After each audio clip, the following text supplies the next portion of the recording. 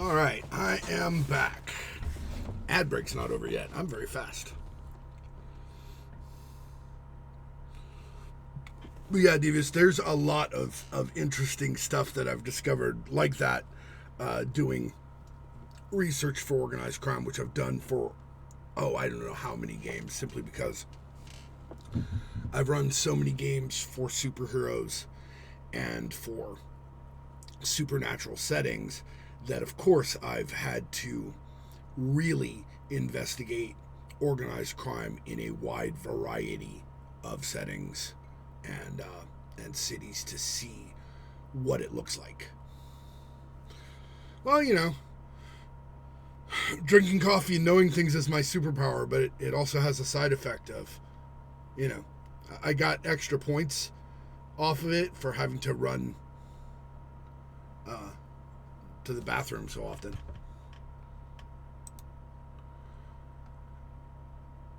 So, what doesn't usually happen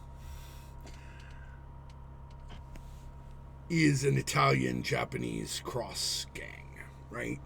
What might happen is you could have the Italians and the Japanese in an alliance, but you would very rarely have the Italians and the Japanese. I can't imagine a situation where the Italians and the Yakuza actually were in the same organization. Mainly because they have both existed for so very long and have their own organizational motifs and their own very separate cultures and honor codes. You might end up with a gang that has multi ethnic people in it as a modern gang, and it would be a separate group. It would be highly unlikely to be specifically Mafia and Yakuza together. That's why for instance, one of the in Superman comics, one of the big organized crime groups of his world is Intergang. Oh yeah, no, you're not wrong. A Romeo and Juliet story involving crime families. Now that gets tasty, especially if one of the kids in the Romeo and Juliet story is actually a superhero or a hunter of supernaturals, whereas the underground criminal gangs have supervillains in them and or vampires or werewolves, right? Because that's the next thing about crime, is understanding which parts of the crime in the setting are controlled by supervillains or supernatural monsters, which ones simply involve supervillains or supernatural monsters as, enforcers or hitmen, and how all that corresponds.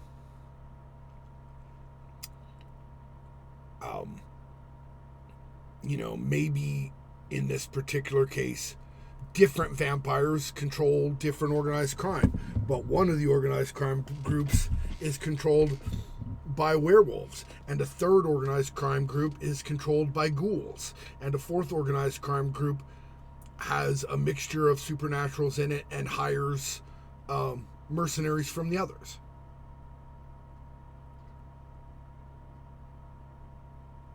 And then one of these kids, the Romeo and Juliet story, one of these kids from one of these organized crime groups, not necessarily knowing that their family is an organized crime group, or if they do, they don't know there are supervillains or supernatural monsters involved, and they start hunting supervillains or supernatural monsters, and they're in a romance with a rival gang's kid, then you got some drama. And I think that sounds like a lot of fun, but maybe that's just me. But yeah, when you're talking about crime, you figure out what are the likely kinds of crime, or you do the research if you're using a real city and figure out what the actual types of crime in the city are. And then the next part you do have to decide. You have to decide whether you get the real crime or a facsimile thereof from research, or whether you create it for your fictional setting, you have to decide how closely those criminal groups are tied to the super villainous or supernatural monster aspects of the setting, right? Because it could be that it is actually possible that none of the organized crime people are actually supervillains. Maybe the organized crime people just occasionally hire supervillains. Maybe the organized crime people aren't controlled by vampires. Maybe there's not enough vampires for that. Maybe, again, vampires are just occasional mercenaries. There's a whole lot of different possible ways for you to arrange it. You are not stuck with whatever the pop culture stereotype is of a monster or supervillains, right? Like in Gotham, you have all these supervillain gangs, right? Yeah, they could have in-house help and contract help for stuff. Both directions. Like they get other contracts and they send other folks out to contract. In Gotham, you have all these gangs who are headed up by a single supervillain, right? Like Joker's gang, Penguin's gang, etc., etc. And then you have, interestingly enough, separately organized crime families. And one of them ends up becoming at least a little bit of a metahuman, at the very least a mask, and that's Black Mask. But Roman Sionis is actually from a crime family to begin with, unlike Joker or Penguin, which is kind of, I get that Penguin in the most recent edition of the Batman movie and in his own series is from a crime family, but it's, those stories change all the time. But yeah, that could be separate. They could be together. You could have villains who are just like, nah, especially organized crime, who are like, nah, we're gonna only, the closest we're gonna get to metahumans, whether they be supervillains or they be supernatural monsters, the closest we're gonna get to things that ain't human is we're gonna get by the best tech we can from Dr. Nefarious and fight them with, mech suits or power nullifier guns, right? Because you can be more than one kind of monster at the same time. They could be bigots. They could be, you can have white supremacist metahumans. You can have white supremacist criminals. You can have white supremacist metahuman criminals. You can have white metahuman supremacist criminals, right? They could be so danged Nazi that they not only demand that you be white, but that you literally be a white Ubermensch with superpowers in order to be in charge.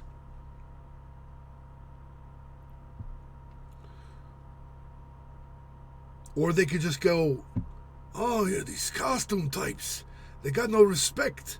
They treat the situation with no gravity. They're running around spraying people with acid from the button flowers. What the hell? Right?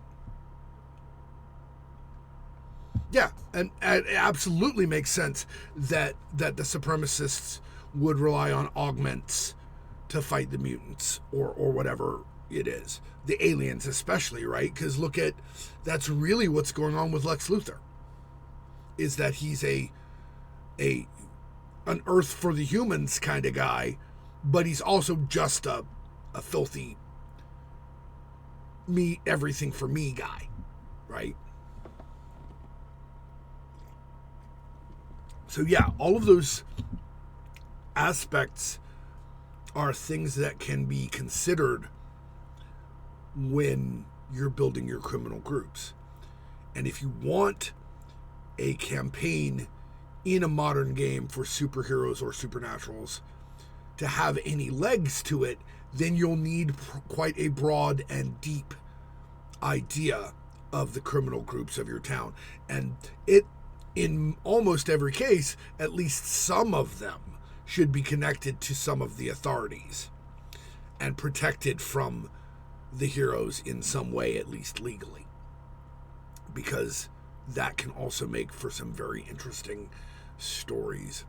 Although it's perfectly valid, don't misunderstand me. If you want to make a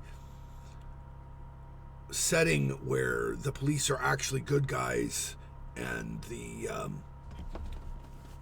bad guys don't, get in bed with them or whatever, and the superheroes are actually legal enforcers of the law, like My World That Needs Heroes, just keep in mind that when you're doing that, you're going even further from realism, right?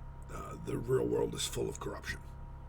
But it can be a lot of fun, because then those few times you find a bad cop, you can actually just beat the heck out of him and turn him in, and then, you've solved the problem. And one of the reasons we like RPGs is because we can solve complicated problems more easily in simple ways, at least some of the time. Which does, in fact, bring us to Law and Order. How does the city you're designing enforce the law? Do they have city police? Do they have a county sheriff? Do they have to deal with both? Right? Jacksonville, Florida simply has a sheriff's office because all of Duval County is part of Jacksonville. So it's the Jacksonville Sheriff's Office.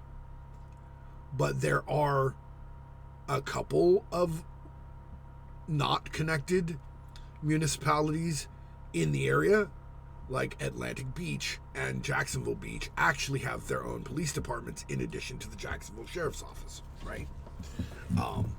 So is there a chief of police? Is there a sheriff? Is there a police commissioner like in New York or whatever? All those things are important to know. And the other thing, of course, that is important to know is which ones of them are in the pockets of the bad guys, whether that be the supervillains or that be the monsters. And the interesting thing about that in settings like Barrow, where both supervillains and monsters exist, where criminals, normal criminals, supervillains, and supernatural monsters all exist in the same setting, which one of them is that cop or authority in the pocket of? If they're not, how are they surviving? What's keeping them safe from getting attacked in the locker room or drummed out of the force because they won't play along? Another big question to ask when you're building your city is, like in the case of My World That Needs Heroes, are your superheroes law enforcement? Are they legally empowered to fight crime? Are they legally empowered to make arrests? Can they investigate crime? These are not all, by the way, not all the same answer. In a lot of places in the United States, it's perfectly legal to engage in vigilante justice if you catch someone in the process of committing a crime, especially if it is threatening harm to yourself or others. So the standard superheroic patrol is actually something you could get away with. But investigating crimes, getting in the way of police officers, or any of that stuff, arresting somebody who isn't posing, quote unquote, arresting someone who isn't posing a threat to anyone else, is where you start to cross over the line. But if you are a duly deputized officer of the law, then that can change in a heartbeat. If you are, what's your jurisdiction? Are you only allowed to operate on crimes in the city? Are you specifically only allowed to operate on supervillainous crimes? Are you legally allowed as a superpowered person to use your superpowers on non-superpowered enemies? All of these can have different answers. And then, of course, if the law is, in large part at least, oppositional to your player characters, what does that look like? I ran characters through a game where they had to obey the rules they co-opted, and they were upset that they couldn't legally violate people's rights, right? It's actually one of the reasons I don't actually have a separate set of laws for super-powered people in the world that needs heroes, because vigilantism already has laws around it. But what you have instead of laws for superpowered people is laws about whether you can wear a mask, especially on the witness stand, since legally you're supposed to you're supposed to be able to face your accusers in court. If Spider-Man beats somebody up and webs them to something, he better leave physical evidence that they did the crime, because he can't testify in court with his mask on. At least not in our world, he wouldn't be able to, right? DC and Marvel both have very different setups for who can do what and what rules they have.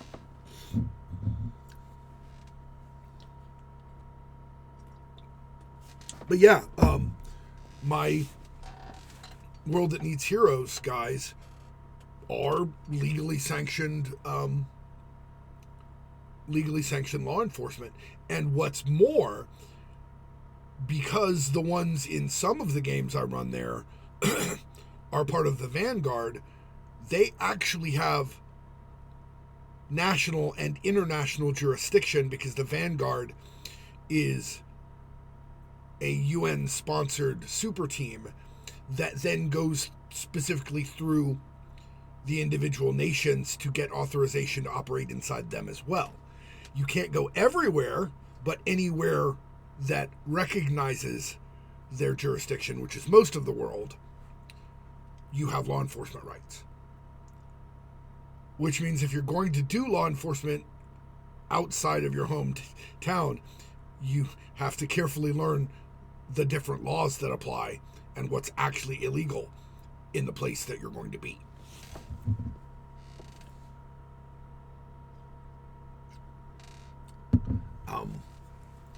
So yeah, that's kind of an important way to figure out, did a legal end run around that? Oh no, yeah, no, that's cool. Legally sanctioned hero has a camera on them. Yeah, no, that works.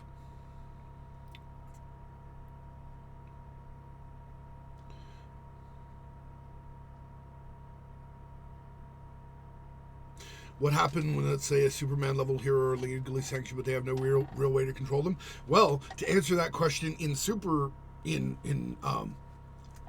the DC perspective, they've created whole agencies just to be ready in case any of the Justice League goes bad, especially Superman. 2 of them. One is called Argus, and the other one's called Cadmus. Argus is the one that keeps an eye on people, and Cadmus is the one that develops the new weapons.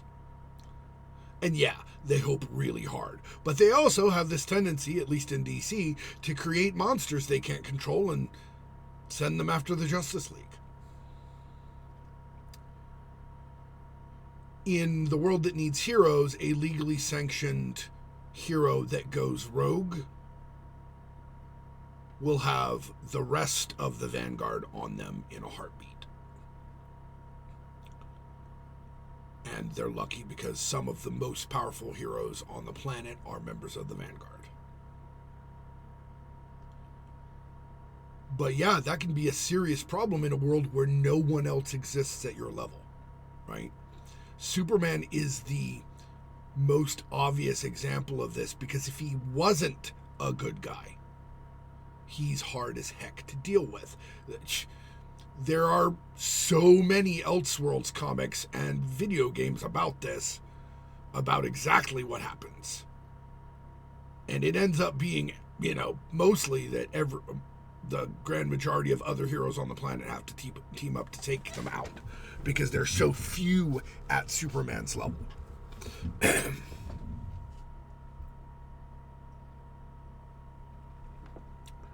But that's exactly why...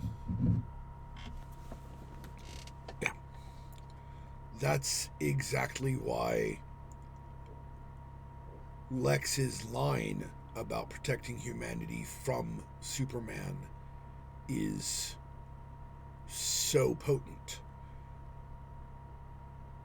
Because when it comes down to it, he's not wrong. What happens when you go mad? That's why Batman is right to have his contingency plans, even though they end up getting used against him too. Because what happens when Superman does go crazy, as he does relatively often in the comics? There's 2, at least, popular songs about Superman going crazy. Superman by 5 for Fighting talks about, you can rest easy tonight because I'm not crazy or anything. And of course there's Kryptonite. If I go crazy, then will you still call me Superman? Right? Because without someone to stop them, only their own power, only their own morality keeps them from abusing it. And I think that's the ultimate beauty of the fantasy that is Superman, is that he is so good that unless he is driven crazy or he is possessed, he will not do those bad things. Right? He is the ultimate in aspiration. Not, I want to be that powerful, but I want to be that good if I have power. Which is both beautiful and probably pretty unlikely, right? But still, it's worth thinking about. So we've gotten down to law and order, and we're talking about how you're probably going to have, local superheroes and local agencies and how they interact. But then, of course, you've got, on the larger scale, how do national agencies and national heroes interact? Right? Thank God Superman is nice. If there are international heroes and international authorities, how do they interact? How do those higher level authorities interact with local authorities? With the, like the FBI having a pissing contest with the local cops over who's got jurisdiction over a crime. Is that a thing? How are you going to handle that if it does? The local super team that isn't affiliated with national super team is handling something. National super team just shows up and says, "We've got it from here, citizens." How do you handle that, right? That could be interesting. Especially if national super team is nationally sanctioned and local super team is just out there trying to do good and isn't sanctioned, especially if local super team is fighting local corruption and national super team comes in to stop them. So then you have your superheroes fighting each other because the national super team doesn't know that the local super team aren't supervillains. Right? And then in worlds where it is corrupt and all of your superheroes are vigilantes who aren't working for the cops, guess what? There's still going to be supervillains working for the cops. There's still going to be supervillains working for the government. Right? So keep that in mind. The Boys is a super big example. In their case, the supervillains are all working, that pretend to be superheroes are all working for a corporation, and the titular boys are honestly just out for revenge on those beings. There's no good guys, but there's rebels and there's government, basically, because the Vought ends up buying the government and vice versa, whatever. So you got a lot of potential ways to look at the law and order situation, but it's definitely one you want to look at. It is super critical to the discussion. Right, exactly. They're not supervillains. They are loyal government employees and patriots. And in a superpunk setting, which Barrow is one of, and I will be working on even more, that makes them the worst kind of supervillains. The supervillains that absolutely think they're right. Another example of that, by the way, is Superman in The Dark Knight Returns. Specifically. Some of the super people that are operating in Kingdom Come. It gets really interesting. There's a lot of good explorations of superheroic morality and when it's okay to intervene and when it's not. Right? There's a lot of good conceptions about that.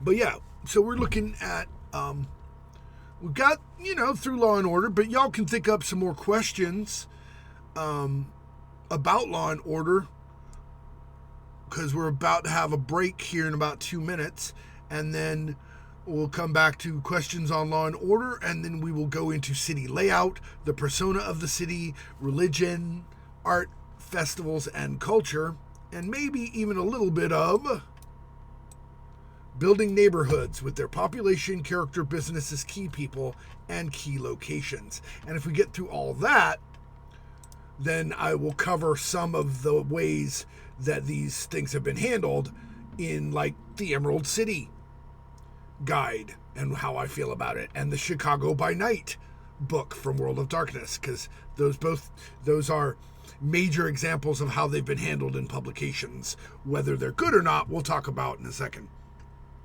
Yeah, those are great questions, and we will definitely get into them when I get back. Are metahuman prisoners best handled on a local or federal level? What about the idea of metahuman registration?